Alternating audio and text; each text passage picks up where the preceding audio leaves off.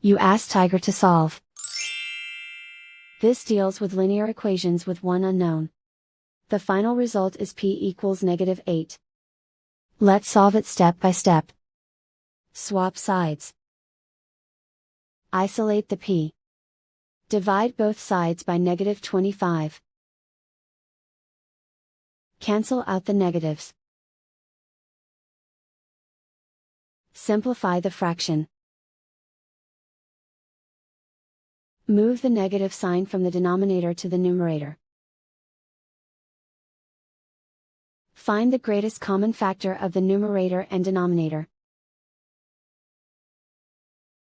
Factor out and cancel the greatest common factor.